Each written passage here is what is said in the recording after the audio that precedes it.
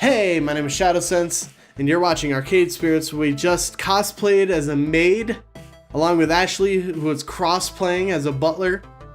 And now we have just so much people talking about the Funplex and the event that we're having called Neon Dawn. It's great. Everything's going swimmingly. Let's see. Exhibit Hall B. It very much resembles Exhibit Hall A, where I started my day. Industry tapes, dealers, swag, crowds. There's definitely more actual arcade games here, and as local places have set up pop-up arcades all over the place. It's hard to notice the smaller displays with the giant garish Deco's Palace display eating up the center, but I managed to crawl my way around the edges to find Naomi's butt. Well now, pretty much everybody else in the crew, save for Francine. TEO and Ashley are still off hanging out with their respective communities. I've got some time, maybe I can bend someone's ear meanwhile. Let's see, what's everybody doing right now? Fixing up a busted up Galaga. Queen Bee looks worried and agitated. You know, let's talk with Queen Bee. I've talked with Naomi a lot, and I feel like she's gonna be the one I'm getting with at the end game, so yeah. Queen Bee looks stressed out, just loitering around, not playing games. Hey, oh, hey kid, how's Max treating ya? Decently, and you? You look kind of frazzled. Me? Well. I'm totally okay.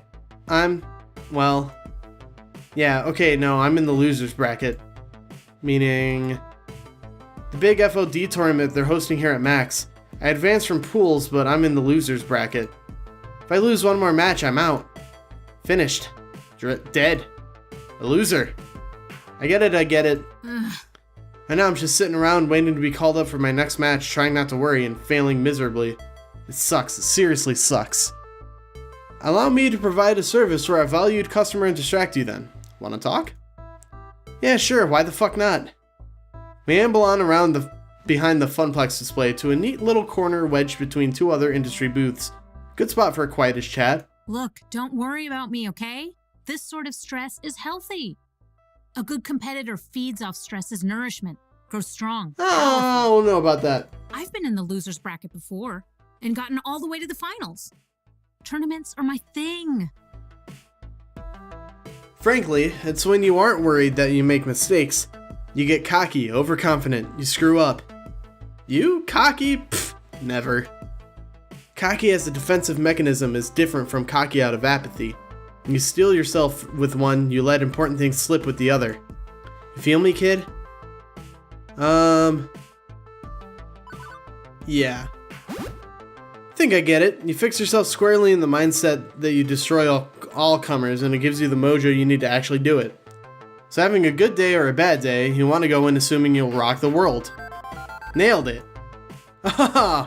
We'll make a champion out of you yet, kid. Well, a champion floor attendant. Event manager. Whatevs. What? And you're not stressed at all, huh? Well... yeah, okay, I'll admit it. Things have been stressful with streaming lately. Oh? How so? Because with esports streaming, everything has to be perfect all the goddamn time. It's not like where, if you miss a stray gum wrapper or the plexiglass isn't polished to a shine, Gavin will let it slide. Clearly you haven't worked for Gavin. Okay, Francine will let it slide. Look, I'm not a metaphor person. My point is, when you're a public figure, an esports competitor, a streamer, an internet sensation, you gotta hustle. 100% hustle. That's true. 110% hustle. You only see folks like me and TEO from backstage. You aren't watching from the audience. Different situation entirely there. Yeah, that's why a lot of YouTubers and streamers get so burnt out and stressed and are having mental health breakdowns. Not a good thing. There's no room for error. If one thing is wrong, I'll get punished for it, one way or another. The internet as a whole needs to just fucking chill. Not everything needs to be perfect for it to be good. Fuck. If not by the chat, which constantly seeks my blood and salty tears, then by my own team. They're always evaluating my performance. Yeah. Things go badly enough, my viewer count goes down, and I could lose my sponsorship. Then everything. I would hate being an esports streamer. Damn. Damn indeed. You see what I mean? Huh. Let's go with this top one. Queen Bee is really letting the stress get to her. I should find a way to pump up her spirits. Okay, so it's brutal. Sounds like life has been brutal in general lately. I'm so sorry. There's one thing you told me long ago that I'm going to quote back to you. When the world shits on you, you take a shit on the world. Haha, that's my favorite catchphrase. Well done, kid.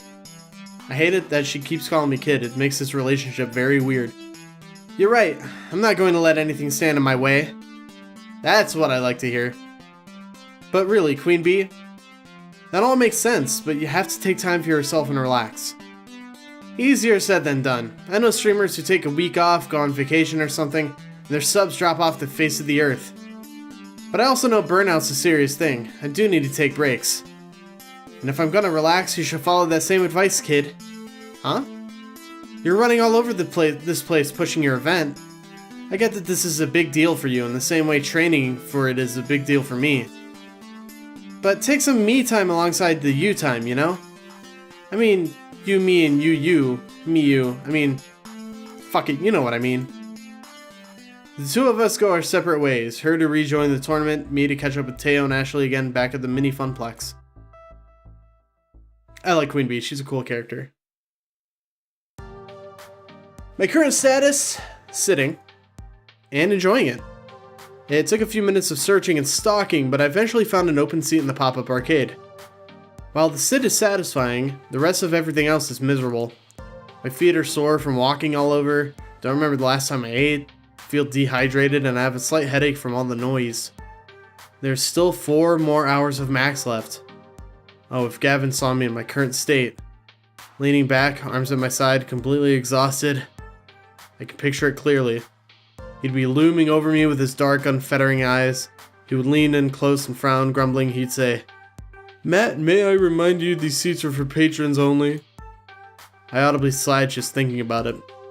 As luck would have it though, Gavin and Naomi are held out over the Galaga cabinet trying to figure out why the monitor's not working. Freedom. My buns are experiencing the best freedom has to offer. And while my body feels like it could collapse at any moment, I feel good about it. Right? Getting the word out about Neon Dawn was great. Seeing people's faces light up with excitement is why I'm really here. Plus, spending time with Ashley was an added bonus. She certainly got passion to spare. I smiled to myself. The pain in my heels, the grumbling in my tummy, worth it. While enjoying the respite, I let my eyes close for a moment. And of course, the second I do that, I hear footfalls closing in. There you are, Matt! We've been looking all over for you. But we were specifically going to meet up back here at the Funplex pop-up arcade. Yes, but we didn't expect you to be tucked in the darkest corner of the arcade. Hiding from Gavin. He'll put me to work if he sees me. Hiding behind the pinball machines is probably not the smartest choice then. You know how much he loves pinball. Every spare moment he thinks no one is watching him is spent getting that high score. I have so many candid pictures on my phone of him playing pinball. You have to show me, like, right now. Haha, yes! His concentration face is so cute. Before I can even react, Ashley has her phone out and scrolling through pictures of Gavin. Both look up at me guiltily. Don't we have more important matters? Max is over in a few hours and we will have a lot of work left to do. You're right, Matt. Please don't tell Gavin. Your secret is safe with me.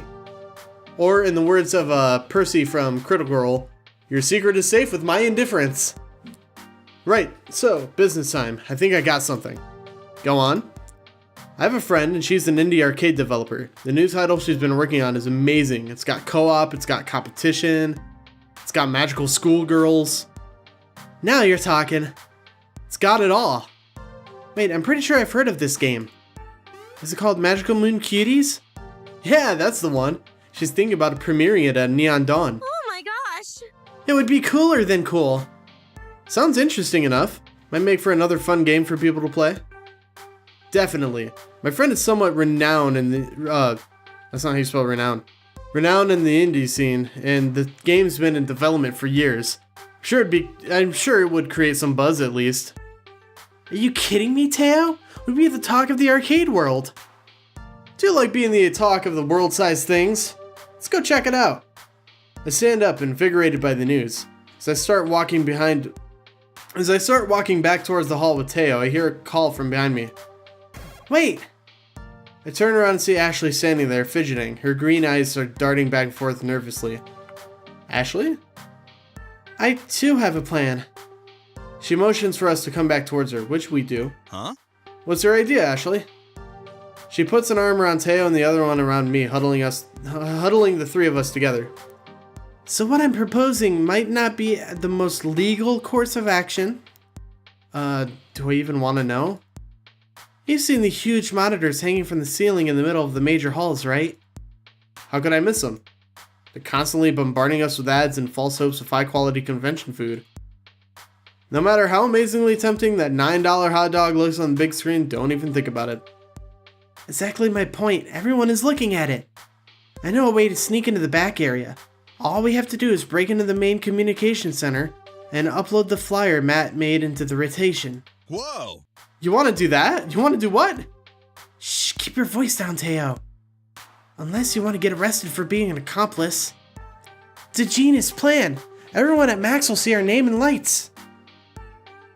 Okay, so yeah, that's a less than legal way of getting the word out, but I have to admit, you've got me intrigued. And it definitely worked, but I don't know. Trust me. What about... Of course, we need to go in disguise. I'm already nicely disguised, but Matt would need to switch into something way more distracting. Why more distracting exactly? To distract from your face, of course. What I'm trying to say is people will remember the costume, not the person who's wearing it. Which means... Maid Matt rides again. I knew it. Come on, you did so great on stage. Think of this as your encore. How about it? Let's not forget about Magical Mune Cuties. It's a valid alternative. Both options are valid, honestly. Splashy advertising would certainly drive foot traffic, and even if getting it up there would be dodgy. Importantly, Iris could help us do it safely without anyone noticing. Safer than Ashley going off on her own try this inadvisable stunt. But a highly anticipated indie title might do the trick, and result in far less jail time.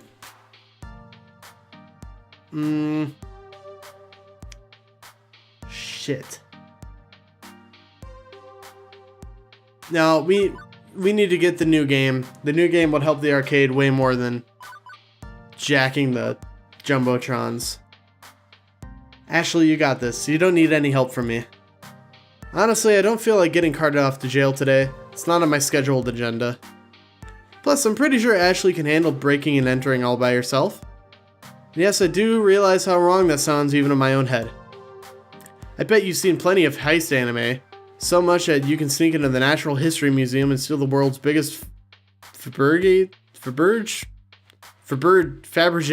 Is that how you say that? Steal the world's biggest Fabergé egg in the middle of the day. I got this like 12 bobby pins holding this wig on. I won't let you down. I know you won't. Please try to be careful. Ashley smiles wildly before prancing off into a crowd of arcade folk. You can stop worrying, Matt. Ashley knows exactly what she's doing. That's why I'm worried. Fair enough. Well, shall we go see a lady about an indie game? We shall. Are indie arcade games a thing? Fairly certain they are, but like, how popular are they? Let me know. As we left the pop-up and traveled deep into the halls of Max, people kept stopping us to say hello to TEO. We'd be happily on our merry little way and then get interrupted by a random person. Oh man, it's TEO! How are you doing? Great, but hey, we're on our way to meet someone. Let's catch up later. Cool. Laters. This happened every couple minutes. Walking through the convention floor was like walking through a field of landmines, where instead of explosions, it was uncomfortable introductions to people I'll probably never see again. Eventually, Teo leads me back to a section of the arcade games hidden behind all the major companies' booths, near where he held his dance flash mob. What they set up here is mostly reminiscent of the rest of Max. Arcade cabinets are closely lined up side by side, making several aisles for gamers to aimlessly wander down. I would have expected to be more used to pushing my way through throngs of crowds by now, but nope. Teo and I force our way through huddled masses of chittering conversations. As I look around at all the different arcade games that surround us, I notice something is off. There are exactly 0 titles that I actually recognize. Dig Dug, Gauntlet, no Dig Dug, Gauntlet, nor Street Fighter. Not even a hint of a pinball game. I was starting to get concerned. Teo, where in Max are we? This is the Indie Mega Arcade. Well, originally they called it the Indie Mega Arcade Expo, but then IMAX sued them. The what? That didn't explain anything to me. What are all these weird games? I understand nothing. If you'll hush those alluring lips of yours for a second, I'd be more than happy to explain. Okay, I'm hushing now, totally and completely hushed. Now, where was I? Ah yes, the Indie Mega Arcade is a huge area of Max that showcases all the new and upcoming indie arcade games. Indie developers are getting a chance to show off their stuff, get useful feedback, maybe get a few people interested in their game along the way. That's the dream of the indie dev. That's the dream of the indie dev. To make a game that people enjoy playing. My voice keeps cracking for whatever dumb fucking reason. I'm 24 goddamn years old. Should not be cracking. I really don't know how much about the indie arcade scene, admittedly. Working at the Funplex offered me a crash course in arcade culture. Every day I'm learning more about completely new aspects. It does make perfect sense to have an indie game scene. I just never realized that it existed. It's pretty amazing, actually. A community of people share ideas and passion. Can't afford mass production runs of games, but they've got a lot of heart, you know. They can't crank out a box for every arcade on Earth, but indie developers are free to make whatever type of game they want. No pressure from a big name company either. Complete and utter creative freedom. Really, anyone can make a game if you put your mind to it. In fact, I bet even you, Matt, could make an arcade game. What say you? I don't want to play a game. I don't want to make a game. I really like these answers just because I like them. This guy over here looks dead. Anyway. I've always been the idea guy. Ever since I was a kid, I've been dreaming up game ideas. Like the zombie-themed fighter, the train driving racer. I get tons of them just waiting to be turned into a fully fledged game. I used to draw out intricate arcade game levels on paper too. Being surrounded by hardworking individuals at the Funplex only enriched that fantasy. I mean, I can't code or draw, but I can always dream up new ideas. Teo, you don't even know. I've got so many ideas swimming in my head for a game. Oh yeah? What'd you make first? I would make... Sorry I'm coughing so much, damn. I don't like this one. That one just seems, I don't know, a little too condescending. I personally would make a super cute puzzle game, so if there's one genre of game that's easy to replicate, it's a puzzle game. Give it a good theme and people will be drawn to the aesthetics and mental challenge. I bet a simple match 3 game would be fairly easy to make. I'd want an appealing design, maybe something super adorable to catch the eye. Maybe some bedazzling jewels or crushing candy or something. People would sink hundreds of tokens to continue playing that. Exactly. Highly addictive, highly profitable, but also highly fun. Fun is the ultimate point of a game, right?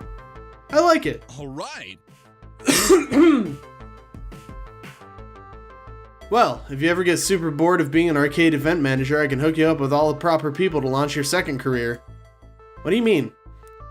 Oh, I have some friends who make arcade games for a living. Some friends? As soon as I said it, I became overtly aware of the situation. Since we stepped foot into the Indie Mega Arcade, people have been waving and nodding to Teo, not to mention all those people stopping us on the way to get over here.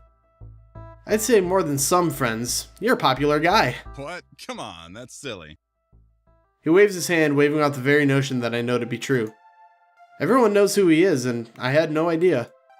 TEO's always been such a crowd pleaser at the Showtime stage, but I guess his popularity spread to all facets of his life. Dance champion and indie arcade scene champion, huh? I try to keep my friends' circles pretty separate. Sometimes it's not always perfect and they tend to overlap. You know, like a Max. But hey, it's got upsides. All my friends are here. The biggest downside of Max is just so hard to see everyone. I never get to spend enough time with them, you know? I got friends here in the Indie Mega Arcade. I got my Funplex crew. I got the dancing community. I just can't see them all. And when I can't see them, I feel like I let them down. I hate having to choose between them. That makes sense. Once again, I've failed my friends. You know, it's a surprise anyone still talks to me anymore. Oh. TEO sighs heavily, his mood shifted from excitement to utter solace. The cool, collected TEO is showing a side I've not seen yet. I guess he's able to experience emotion other than joy. Confirmed, TEO is not a joy robot. But this isn't right. Sad TEO is worse TEO. As his friend, I must fix this.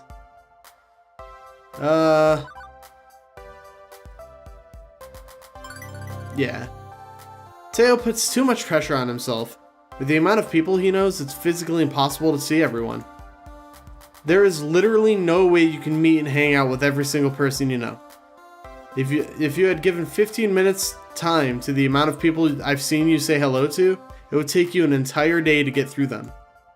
You exaggerate. TEO, if there's one thing you can be sure of, it's that Matt doesn't exaggerate. I only observe and state the objective facts. Usually. It's tough only seeing the people you care about every once in a while, but you've been doing a great job. I've seen so many of your friends stop and say hello to you, plus they completely understood when you told them that you were busy. Not one left without a smile on their face. They really care about you. You know what, Matt? You're right. The more I hang out with TEO, the more I learn about him. It's always something new and something unexpected. Let's bring this back around to why we're here. How did you get involved in the indie arcade scene anyway? Through Michelle, the indie developer I want you to meet. I met her a few years ago at a previous Max. I was hanging out with my crew near the dancing games. She stopped by to play around. Since she was new to the scene, I struck up a conversation with her. Much like when I met you. Ah, so there's plenty of flirting then? I cannot help myself when surrounded by such beautiful, wonderful people. Michelle makes indie arcade games, right? She's only one of the coolest and most prolific arcade developers in the industry today. She's worked on several big-name indie games, and when she's not working, she's speaking all over the world about arcade development. Color me impressed! Sounds like Michelle is the sort of influential person who could really help with Neon Dawn. She really is. I'm what now, Mateo Alvarez? Oh, Michelle. Not only the worst person I ever met. That's to be expected for somebody of your caliber. Touché. I was just looking for you, by the way. Well, I'm glad I found you then. What's on your mind? I wanted to introduce you to Matt. Nice to meet you. The pleasure is mine. It took me a second, but Michelle totally looks like... uh-oh. You aren't, perchance, also a federal agent? This is it. I'm doomed. It was a setup. I'm about to be renditioned to a CIA black site. Who, me? No way. Although my sister, well... I can neither confirm nor deny what she does for a living. I see, okay, that makes sense. Gotcha, I'm gonna shut up now and focus on the arcade stuffs. I think what Matt is trying to say is that you seem to have very confident and authoritative expression, that's all. Yep, that's exactly what I meant. I got it on the nose, thanks, TEO. Sure, okay, let's go with that. Anyway, I spoke with TEO earlier in the day, and he told me you had a business proposition. Consider me all ears. Allow me to elaborate. Matt here was recently appointed as the event manager for the Funplex. Congrats! That's a cute little mom and pop place where TEO gets his groove on, right? I would categorize it more as a grandma and grandpa kind of arcade. It's not the fanciest one out there, but it's got heart. I like an arcade with good heart. Reminds me of my youth. The good old days when you walk into your home, away from home, quarter up, and enjoy the company. But I digress, getting too swept up in memories. Tell me more about the proposal. Matt is putting on a special event at the Funplex called Neon Dawn. It's a celebration of the arcade scene, if you will. Oh, I will. We're going to have high score competitions, esports stuff, mystery game reveals, the works. Going all out on it. And Teo, I take it you're doing a dance event as well? He is, but it'd be great if we could add one more thing to the list. Maybe the premiere of a new indie game. Legasp! Could you possibly mean my game Magical Moon Cuties? If you'll allow us the honors. Have I given you the elevator pitch yet? All I know is that there are magical schoolgirls and I'm intrigued. It's a competitive cooperative puzzle game where people have to work together to match all the magical orbs before their opponents can. Think 3-player magical drop but with combo attacks.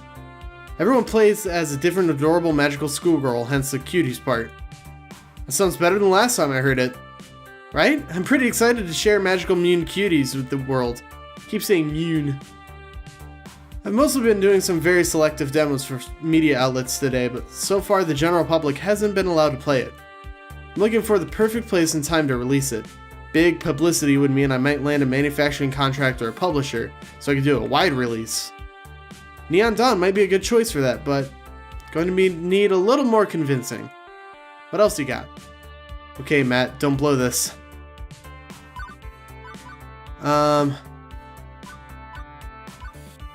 It's all about the heart. Michelle had mentioned earlier that she likes an arcade that has heart and soul. I should appeal to that. You aren't going to find an arcade that has more spirit than the Funplex. Everyone who frequents there, employees and patrons alike, want nothing more for this event to succeed. This is our chance to show the world our dreams. We've been pouring all of our combined energy into making Neon Dawn victorious. Teo, myself, all the staff, all the gamers. With Magical Moon Cuties on our side, we can bring just more heart to this affair. It's the perfect fit for a kind of friendly atmosphere we want, bringing people together. Oh, you got me right in the feels. Plus, I really want to play Magical Moon Cuties too. Ha! Fair enough, I was just sassing you anyway. After I discussed it with Teo, I already knew I was going to do a Magical Moon Cuties at the Funplex. Love that enthusiasm though. Really? Really, I mean, it's either the Funplex or Deco's Palace, and while Deco is the heavyweight champion of the arcade world, it's not a good fit for my dreams. Great! So, it's settled? I think so. I know so. Magical Moon Cuties will have its first playable showing to the public at Neon Dawn. I'll haul my prototype cabinet over to your arcade the day before so you can get it set up. I'd appreciate you keeping it hidden until the event though. I already bought a mystery concealing tarp for a rare game release. Heck, what's one more mystery concealing tarp between friends?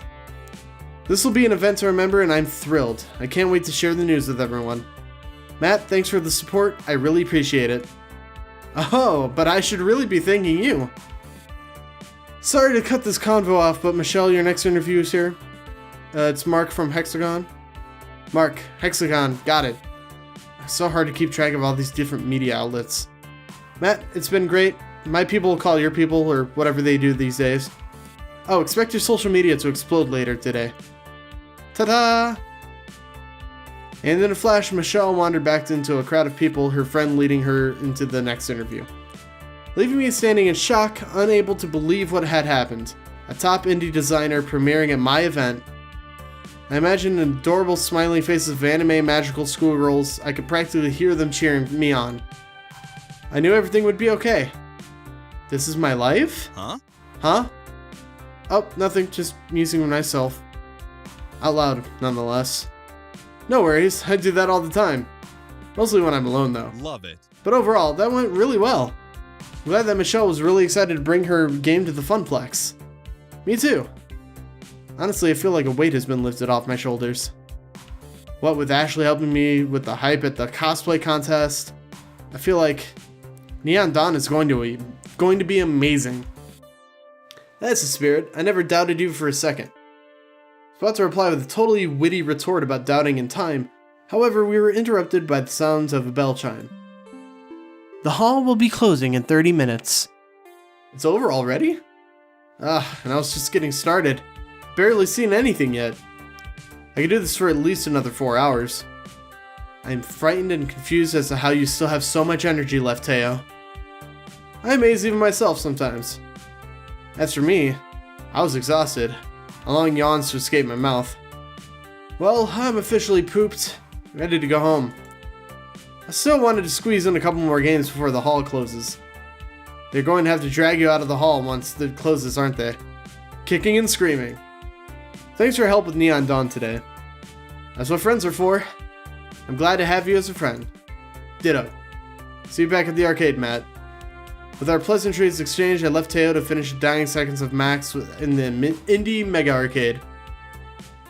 Oh, and I think that's where we're gonna leave the episode.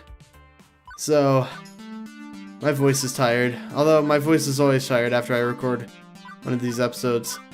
So thank you guys so very much for watching the video. If you liked it, give it a thumbs up. If you want to see more videos like this one, please consider subscribing. And until then, I'll see you guys next time. Bye-bye before my speech gets all slurred because I'm tired.